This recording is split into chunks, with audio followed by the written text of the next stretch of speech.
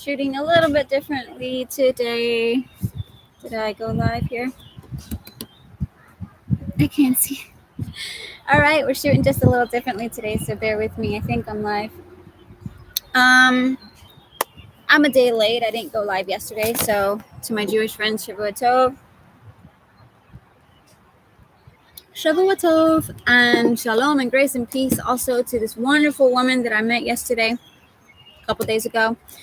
And just if she happens to watch these videos, I hope that I just want to say thank you for coming up and having the bravery to just meet new people and meet new friends. And may your propensity and curiosity to go up to strangers and meet new people always come in handy for you. And may it be used to bless other people as you blessed me so much the other day.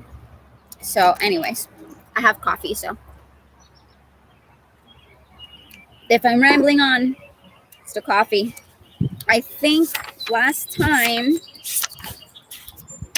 I was down here, we were starting to discuss the Babylonian exile, and I remember making a flub and saying Assyrian, so I felt a little embarrassed about that. So I'm going to read, and then we'll look at the map on the next page and try to cut it a little early today because I have a lot of cleaning to do. So here's the Judean wilderness picture from the other day. We're still on that page, but we're at the bottom right here. The history of Palestine from the return to the destruction of Jerusalem. The history of Palestine, again, it's the coffee.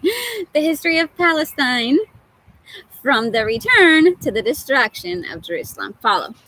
After King Cyrus of Persia conquered Babylon in 539 BC, his vast empire spread from Greece to India and from the Caucasus to Egypt. His enlightened policy allowed conquered peoples who had been sent into exile to return to their native lands and reestablish, I think the next word is semi-autonomy. Yes, semi-autonomous units under his benevolent leadership. Numerous Jews living in exile. Okay, sorry. Like I said, it's a new setup today. I'm trying to go through this as quickly as possible. And I'm dropping my book. I have anybody see this? Okay. So I was on semi-autonomous units under his benevolent leadership. I just want to do a side note real quick. I don't know if I personally, I'm inserting my own opinion. I don't know if I personally approve of Cyrus being called benevolent. He may have been nice to some people and not to others. So I don't know. I haven't done my history enough to know how he really interacted with other people. But to the Jewish people, he was benevolent for sure. I don't know how he was to other people, though. If anyone else knows, feel free to add it to the comments. That was just me, side opinion. Let me go back to the book now and see what the text says. Numerous Jews living in exile in Babylon since the fall of Jerusalem in 587 BC were eager to return to their homeland. Okay, so the fall of Jerusalem was in 587 BC, and they were eager to return to their homeland. In 539 BC is when Cyrus of Persia conquered Babylon. Okay, so they had been in exile since 587 BC, and they were eager, of course, to return to their homeland, as any exile would be. A series of immigrations brought many of them back to Palestine for a new start. This was the time of restoration, and it is usually called in surveys of the as it is usually called in surveys of the Old Testament. So you may have heard it as the time of restoration, the time when they go back to Jerusalem, their Babylonian exile. Life was far from easy for these returnees, and as the decades went by, it was hard not to become thoroughly discouraged. In time, however, the walls of Jerusalem were rebuilt. The temple was rededicated, homes were established, and an uneasy existence was begun. The Jews had come to realize that they were no longer in charge of their own destiny, but were part of the larger world scene, subject to the changing fortunes of the huge nations around them. Low battery. What do you know? All right, I am on a low battery here, so got 2 more minutes. Let's see if it'll last 2 more minutes. Okay, during the 4th century BC, Cyrus's Persian Empire began to crumble, and European might was felt for the first time in Middle Eastern history. It came in the form of Alexander the Great. A century before, the Persians had attempted to extend their borders into Greece.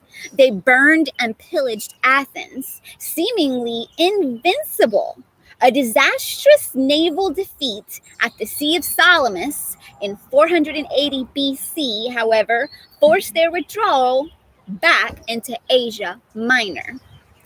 To avenge the desecration of the Temple of Athena, Alexander pushed eastward to establish the rule of Greek civilization in what was formerly Persia's